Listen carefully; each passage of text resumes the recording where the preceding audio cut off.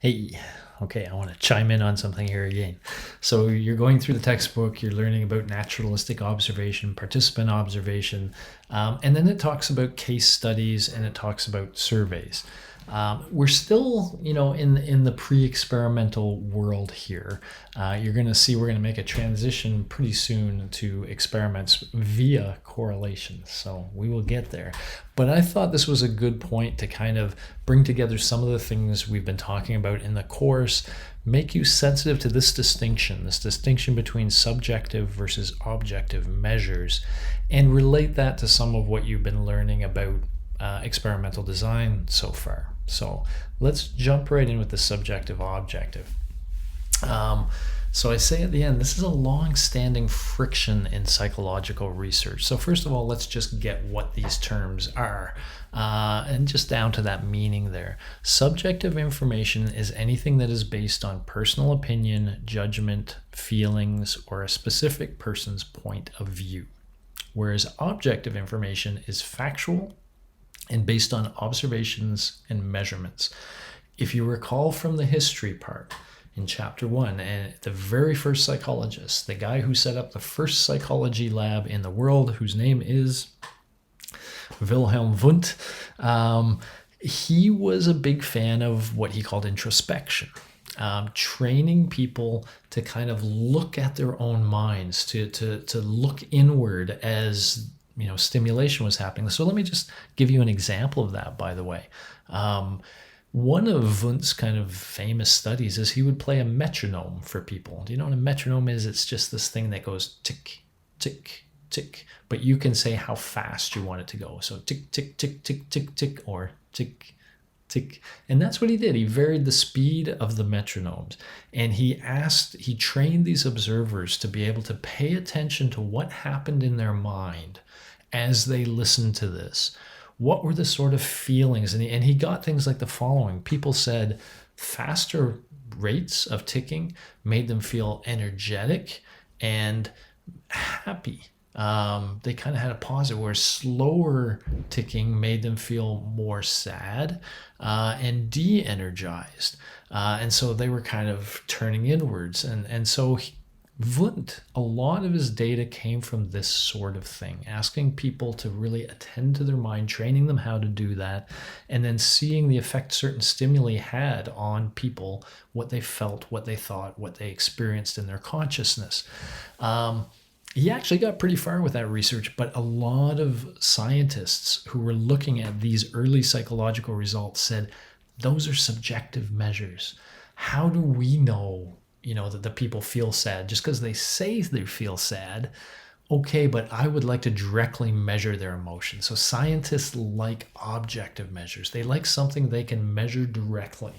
And so in the early days of psychology, one of the major criticisms of it is it relied too much on introspection. And people instead wanted data. They wanted real, give me something I can measure in a concrete way. And so this controversy, as it were, or this friction between subjective and objective measures, has been a long-standing part of psychology since that day. We are interested in the human experience, and part of that is subjective. It's how we feel, it's what we think. And so it's very common for psychological research to go back into those subjective areas.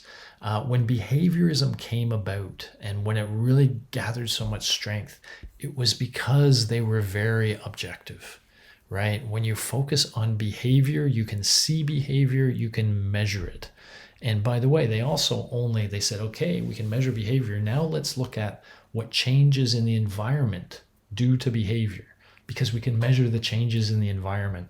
So behaviorism was all about making psychology as objective as possible. And in fact, they said, if you can't measure something directly, don't even talk about it. Don't call it psychology. So in the behaviorist era, they were very much, didn't want people to talk about consciousness or, feelings or, even thoughts to some extent. They wanted them to talk about behavior because it's objective. Now, if you restrict yourself to objectively measurable things, there's some psychologically relevant phenomenon you will never be able to study. And eventually people started pushing back against behaviorism, saying, no, there's cool other rich things we want to study. And when we get into things like, this is where I want to tie it, the case study and the survey, and especially the survey. But the larger point is, okay, we would love to do everything perfectly.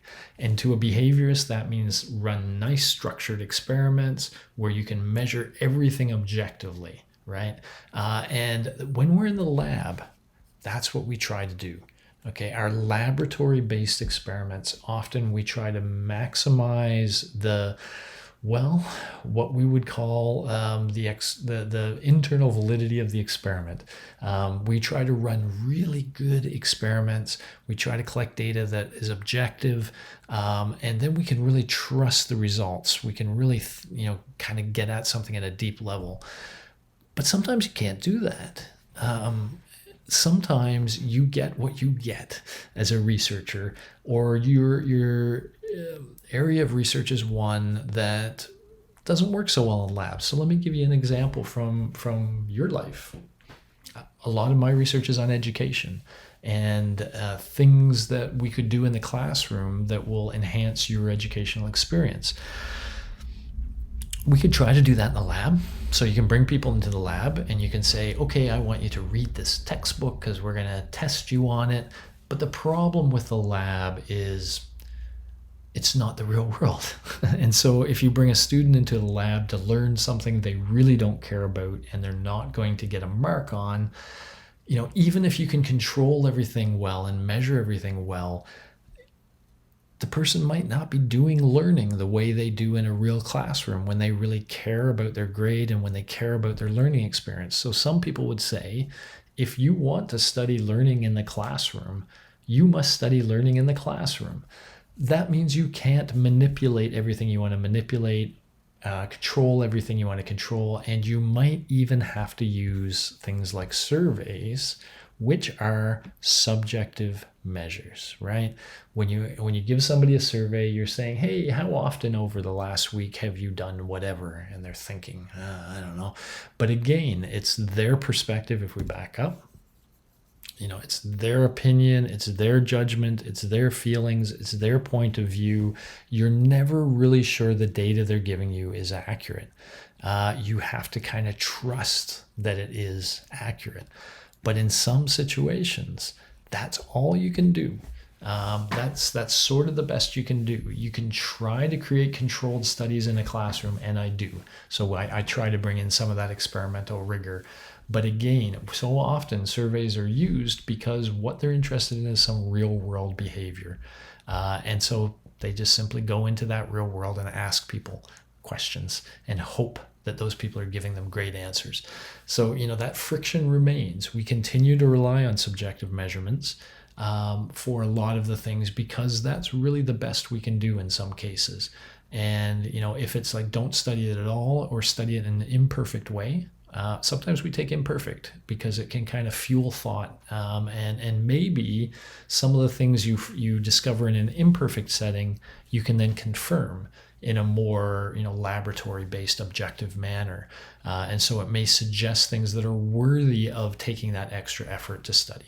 Okay, so I just wanted you to kind of think about that as we go through studies and stuff, and we're going to talk about how we measure things and how we manipulate things.